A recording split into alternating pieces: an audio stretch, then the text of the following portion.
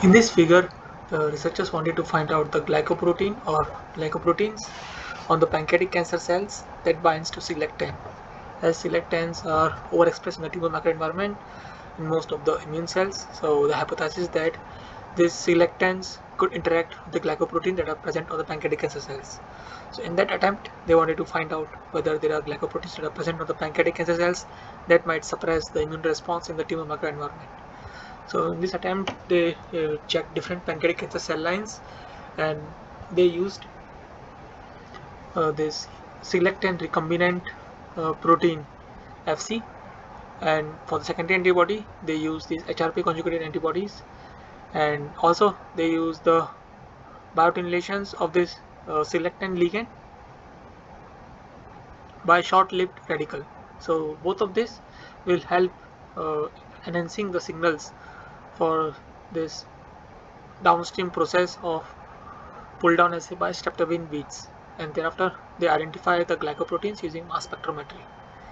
And in brief, what they are able to find out is that they took in the first scan they are able to find out 4044 proteins that were enriched compared to the no protein control, that is there is no recombinant FC proteins. And in the second case where or in the second stage, they screen the proteins which are screen out the proteins which has the intensity lower than the Siglec-5 proteins. So the only 110 proteins were enriched when they compared to the Siglec-5 proteins control. And out of these 110 proteins, when they check in this pancreatic cancers, pancreatic adenocarcinoma tissues, they are able to find out only 6 proteins are overexpressed in those pancreatic adenocarcinoma out of this 110 proteins that they are able to find out. And these 6 proteins, then they check all these 6 proteins using surface plasmon resonance, where they use the immobilized the Siglec-10 recombinant FC proteins on the surface. And out of these 6 proteins, what they are able to see that only ITGA3 and ITGB1 shows some activity compared to the other 4 cases, such as CD47, CD59, CD73, and ITGB6 does not show any signals, whereas ITGA3 and ITGB1 shows signals. Now they wanted to confirm whether this binding of this ITGA3 and ITGB1 is sialic acid dependent, or the binding occurs because of some other reasons.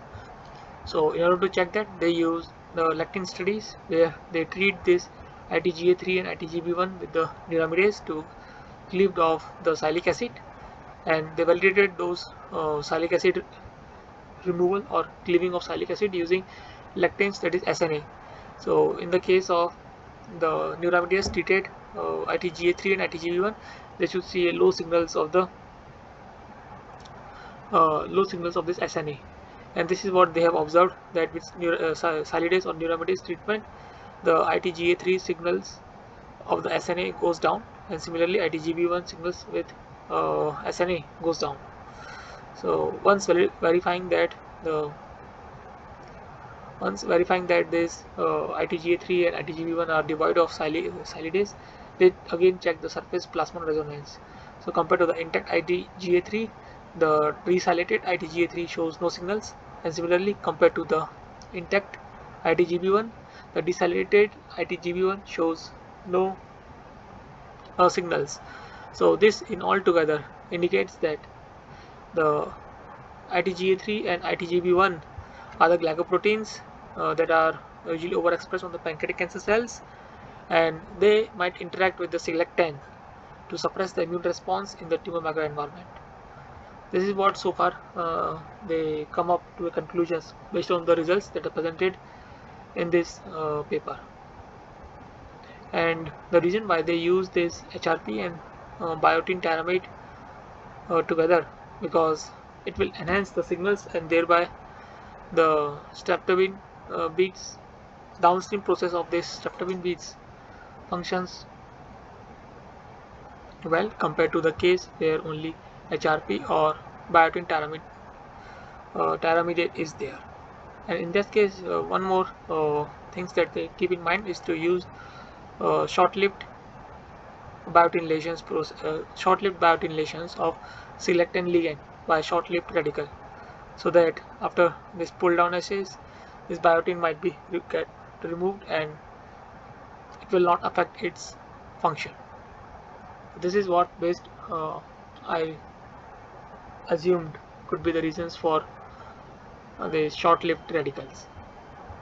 So I hope you understood the results that are presented in this figure and how they come to the conclusions that ITGA3 and ITGB1, the glycoproteins of the pancreatic cancer cells, that might be interacting with the Siglec-10 receptors in the tumor microenvironment. So that's all for this video.